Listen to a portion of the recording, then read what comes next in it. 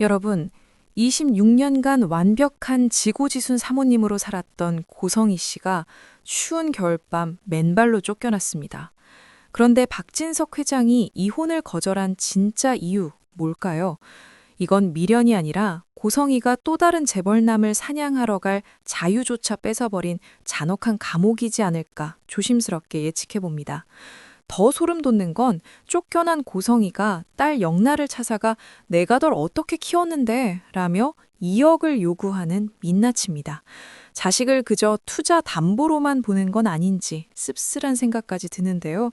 과연 그녀는 이 2억이라는 마지막 배팅으로 판을 뒤집을 수 있을까요? 아니면 박진석이 설계한 더 큰 덫에 걸리게 될까요? 지금 바로 파헤쳐 봅니다. 사실 44회에서 박진석 회장이 보여준 단죄는 단순한 화풀이가 아니었습니다. 처음엔 고성이도 남편 몰래 야금야금 빼돌려 모아놓은 비자금을 믿고 나를 이런 식으로 대해? 라며 자존심을 세웠겠지만 자신의 모든 재산 통로가 철저히 봉쇄된 걸 확인한 순간 깨달았을 겁니다.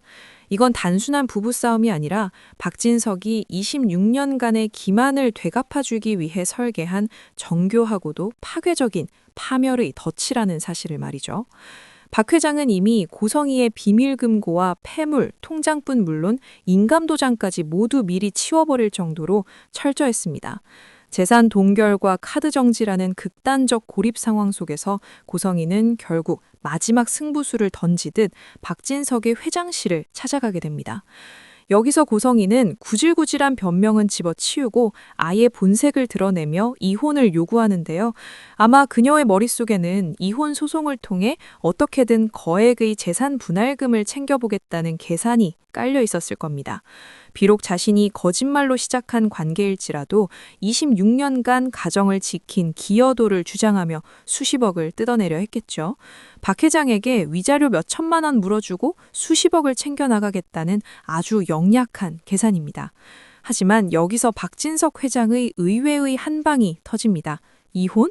내가 이혼을 왜 해? 라며 단칼에 거절한 것이죠. 이 지점이 정말 포인트입니다. 박 회장은 이미 고성희라는 인물의 본질을 꿰뚫어 본 것입니다.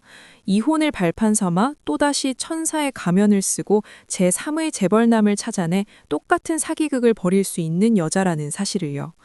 이혼 서류에 도장을 찍어주는 순간 그녀는 막대한 재산 분할금을 들고 나가 또 다른 사냥을 시작할 종잣돈을 얻게 되는 셈입니다.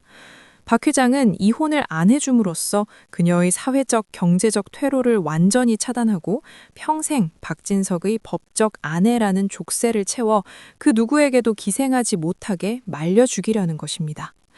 벼랑 끝에 몰린 고성희가 다음으로 향한 곳은 자신이 그토록 무시하며 구질구질하다고 조롱했던 영라의 웹툰 작업실이었습니다. 예고편에서 딸 영라에게 2억 마련해 라고 요구하죠.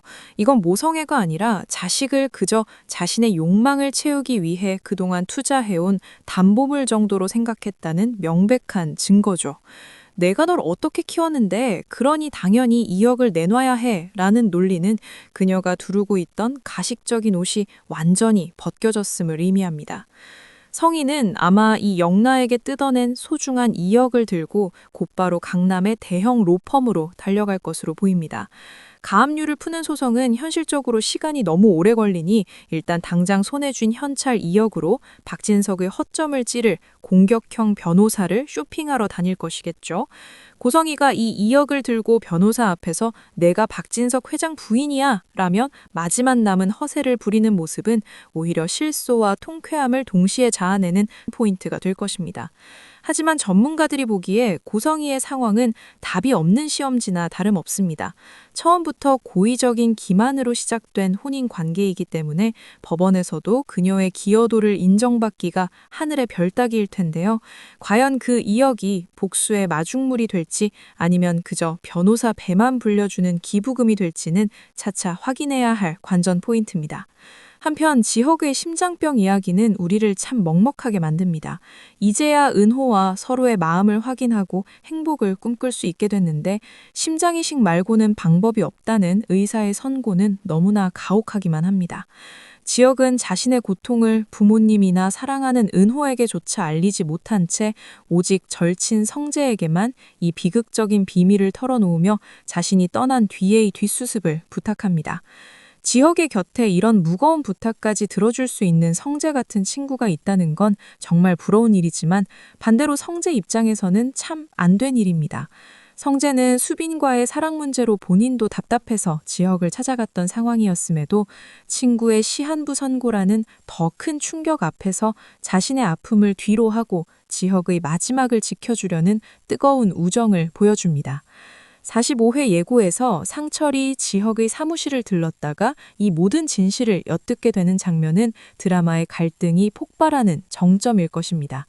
아버지는 장남이 아픈데 말이 되냐 하며 무조건적인 치료와 입원을 강요할 것이고 지혁은 기다림 속에서 무너지는 시간을 견디고 싶지 않다며 평범한 일상을 유지하다 가고 싶다는 뜻을 굽히지 않고 팽팽하게 맞설 것입니다. 특히 상철이 의사를 찾아가 인공심장 같은 건 안 됩니까? 라며 절규하는 모습은 자식을 위해서라면 무엇이든 하려는 부성애를 느끼게 합니다.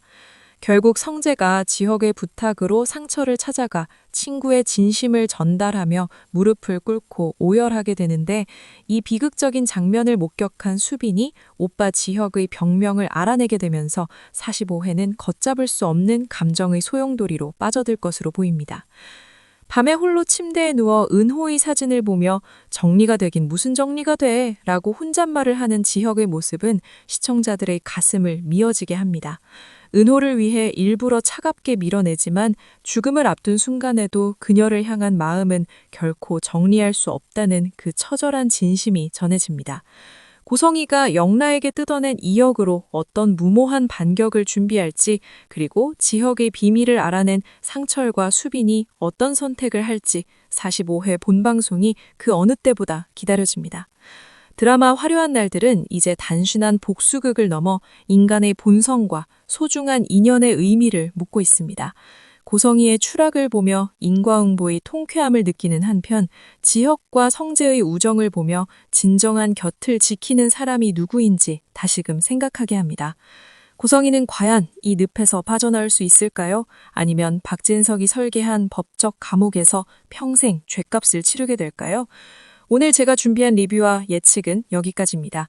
드라마 시청에 조금은 즐거움이 되었다면 구독과 좋아요 부탁드립니다. 시청해주셔서 감사합니다.